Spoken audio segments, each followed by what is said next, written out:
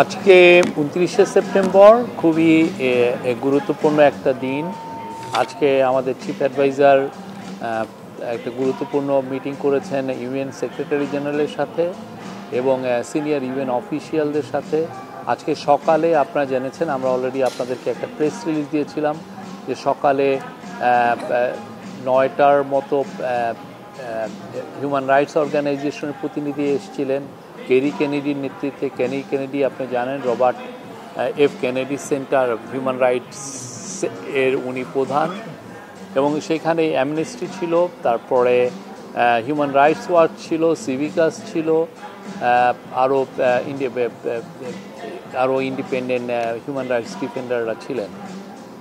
এরপরে UN secretary আপনারা জেনেছেন যে ওইখানে উনি ওনাদেরকে আহ্বান করেছেন যাতে হিউম্যান রাইটস যারা অ্যাক্টিভিস্ট বা যারা গ্রুপগুলো আছে তারা জন্য বাংলাদেশে আরও ভিজিট করে। বিশেষ করে সামনের মাসগুলো খুব ক্রুশিয়াল, এই সময় তাদের ভিজিটটা উনি ওয়েলকাম করছেন যে ওনারা আসলে তাহলে অনেক বিষয় নিয়ে, অনেক ফরগটেন ইস্যু নিয়েও তারা কথা বলতে পারবে। এতে যেটা হয় যে বাংলাদেশ গভর্নমেন্টের জন্য কাজ করাটা গভর্নমেন্টের জন্য অনেক কিছু ইজিয়ার হয়ে যায়, অনেক কিছু চোখের দৃষ্টিতে আসে। এরপরে ইউএন সেক্রেটারি জেনারেলের সাথে মিটিংটা ছিল সবচেয়ে গুরুত্বপূর্ণ আজকে মিটিং, আজকের কনটেক্সটে। ইউএন সেক্রেটারি জেনারেল উনি জানিয়েছেন যে ওনার সাথে ইলেকশন নিয়ে কথা হয়, রোহিঙ্গা ক্রাইসিস নিয়ে কথা হয়, গ্লোবাল যে ট্রেডের কিছু ট্যারিফের যে প্রোটেকশনিজম সেগুলো নিয়ে কথা হয়। উনি ইউএন সেক্রেটারি জেনারেলের সাপোর্ট চেয়েছেন আগামী ইলেকশন, এই ফেব্রুয়ারি প্রথমার্ধে যে জেনারেল ইলেকশন হচ্ছে সেই বিষয়ে, এবং সেক্রেটারি জেনারেল অকুণ্ঠ চিত্তে জানিয়েছেন যে তারা বাংলাদেশের এই ডেমোক্রেটিক যে ট্রানজিশনে ফুললি তারা সাপোর্ট করছেন এবং সলিডারিটি ঘোষণা করেছেন।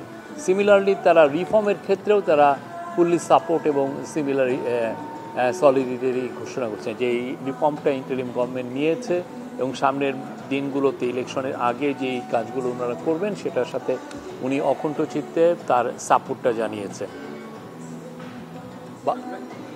আর এরপরে রোহিঙ্গা ক্রাইসিস নিয়েও আলাপ হয়েছে এবং রোহিঙ্গার বিষয়েও উনি তাদের রোহিঙ্গা যে আগামীকাল একটা অনুষ্ঠান, আপনি জানেন ইন্টারন্যাশনাল হাই লেভেল একটা কনফারেন্স হচ্ছে, সেই কনফারেন্সের বিষয়ে রোহিঙ্গাদের একটা রোহিঙ্গা ক্রাইসিসকে যে রিজলভ করার জন্য এবং তাদের জন্য তারা যে বাংলাদেশে মোর দেন এ মিলিয়ন রোহিঙ্গা যারা বিভিন্ন শেল্টারে আছে, ক্যাম্পে আছে, তাদের জন্য উনি পূর্ণ সমর্থন এবং পূর্ণ সলিডারিটি জানিয়েছেন। এরপরে চিফ অ্যাডভাইজারের সাথে অনেকগুলো মিটিং হয়েছে। প্রথমে মিটিং হয়েছে ফিলিপো গ্র্যান্ডি হচ্ছে ইউএনএইচসিআর এর বর্তমান প্রধান। তারপরে ক্যাথরিন রাসেল হচ্ছে ইউনিসেফের প্রধান। তারপরে ছিল জুলি বিশপ হচ্ছে ইউএনের মায়ানমার বিষয়ক উনি অ্যাম্বাসাডার, আর Julie Bishop former acting prime minister of Australia. আর ছিল রবাব ফাতেমা, উনি আন্ডার সেক্রেটারি জেনারেল। তো আমি রবাব ফাতেমার মূলত ক্যাথরিন রাসেল, ফিলিপো গ্র্যান্ডি এবং জুলি বিশপের সাথে টক্সের মূল ফোকাসটা ছিল রোহিঙ্গা ক্রাইসিস এবং আগামীকাল যে রোহিঙ্গাদের বিষয়ে যেই হাই লেভেল কনফারেন্সটা হচ্ছে সেই বিষয়ে মিটিংয়ে পুরো 3টে মিটিংয়ে আলাপ আলোচনা হয়, কিভাবে রোহিঙ্গাদের এখন কি অবস্থা, রাখাইনে তাদের কি সমস্যা তারা ফেস করছে, এই যে গত 1.5 বছরে যে 1.5 লাখ রোহিঙ্গা বাংলাদেশে ভায়োলেন্স থেকে পালিয়ে এসছে সেটা নিয়ে আলাপ হয়েছে। রাখাইনের সামগ্রিক পরিস্থিতি, স্পেশালি যে সিভিল ওয়ার চলছে সেগুলো আলাপ হয়েছে, এবং রোহিঙ্গাদের একটা কীভাবে একটা পাথওয়ে পাওয়া যায় ওই ক্রাইসিসটাকে রেজলিউশন করার জন্য, এবং অ্যাট দ্য সেম টাইম রোহিঙ্গারা যে যারা বাংলাদেশে আছে তাদের যে ফান্ডিংয়ের ইদানিং একটা সংকোচন আমরা দেখতে পাচ্ছি, সেই ফান্ডিংটা কীভাবে বাড়ানো যায় যাতে রোহিঙ্গা যারা শিশু যারা ক্যাম্পে বড় হচ্ছে তারা যাতে আশা নিয়ে বড় হতে পারে, তারা যেন স্কুলে যেতে পারে, তারা যেন যে স্কিল ডেভেলপমেন্টের স্কিল এর উপরে যাতে ট্রেন হতে পারে, যাতে একদিন যখন তারা তাদের দেশে ফিরে যাবে সেই স্কিলটা ওইখানে যে ট্রান্সফার করতে পারে, সেটা নিয়ে কাজ করতে পারে। আর রবাব ফাতেমার সাথে ইম্পর্টেন্ট একটা মিটিং, রবাব ফাতেমা মিটিংয়ে জানিয়েছেন যে তারা বাংলাদেশ থেকে একটা রিকোয়েস্ট পেয়েছেন যে এলডিসি গ্র্যাজুয়েশন নিয়ে বাংলাদেশ তাদেরকে রিকোয়েস্ট করেছে, ইন্টারিম গভর্নমেন্ট রিকোয়েস্ট করেছে যে একটি রেডিনেস অ্যাসেসমেন্ট করার জন্য, আমরা এলডিসি গ্র্যাজুয়েশনের জন্য কতটুক রেডি সেটার একটা অ্যাসেসমেন্ট করার জন্য উনি বলেছেন যে ইউএন এখানে সাপোর্ট দিবে। এটা একটা ইন্ডিপেন্ডেন্ট অ্যাসেসমেন্ট, রেডিনেস অ্যাসেসমেন্ট হবে। এই ইন্ডিপেন্ডেন্ট এই এই অ্যাসেসমেন্টটা কন্ডাক্ট করবেন একটা ইন্টারন্যাশনাল এক্সপার্ট এবং একটা লোকাল কনসালটেন্ট, লোকাল এক্সপার্ট, দুইজনে মিলে কথা বলবেন। বাংলাদেশের যারা স্টেক হোল্ডার আছে, ইনক্লুডিং ধরেন ডোনার আছে, বাংলাদেশ গভর্নমেন্ট আছে, সিভিল সোসাইটি লিডার আছে, বিজনেসম্যান আছে, ফিনান্সিয়াল ইনস্টিটিউশনসগুলো আছে, এদের সবার সাথে তারা কথা বলবেন। কথা বলে তারপরে বিজনেস চেম্বারগুলোর সাথে কথা বলবেন এবং বাংলাদেশের সামগ্রিক অবস্থাতে অ্যাসেসমেন্টটা তারা করবেন। করলে তার উপরে এই ভিত্তি করে হয়তো বা পুরো বাংলাদেশের এখন কি অবস্থা, এটা এলডিসি গ্র্যাজুয়েশনের জন্য কতটুকু প্রিপার্ড, আদৌ প্রিপার্ড কিনা সেটা।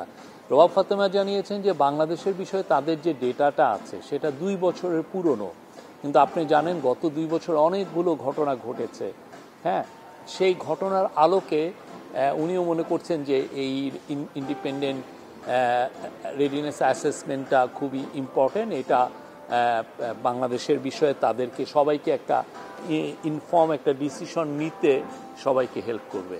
এবং রবাব ফাতেমার এই চিফ অ্যাডভাইজার এটাকে ওয়েলকাম জানিয়েছেন এবং উনি বলেছেন যে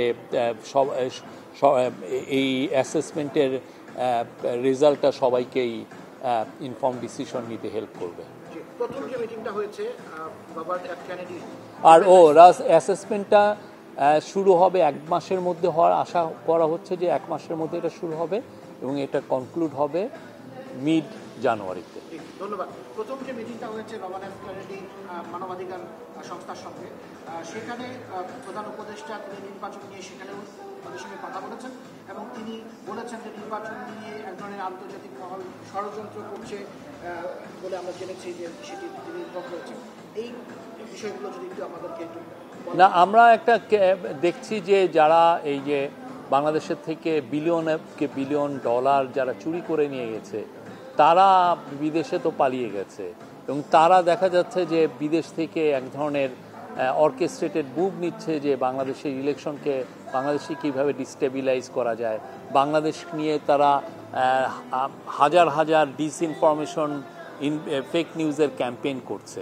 তো ফলে এক ধরনের আমরা দেখছি যে পতিত স্বৈরাচার, তার দোসরগুলো এবং তাদের সাথে অ্যালাইড যারা ইন্টারন্যাশনাল ফোর্সেস আছে তারা মিলে একটা মানে খুবই ওয়েল অর্কেস্ট্রেটেড মুভ, যে এই ইলেকশনটাকে কীভাবে বানচাল করা যায়, এই ইলেকশনকে কীভাবে প্রশ্নবিদ্ধ করা যায়, এরকম একটা আমরা মুভ দেখছি।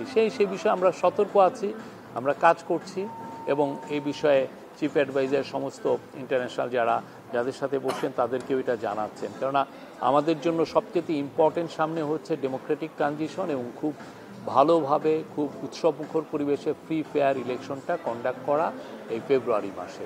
এটার বিষয়ে ইন্টারিম গভর্নমেন্ট প্রতিজ্ঞাবদ্ধ।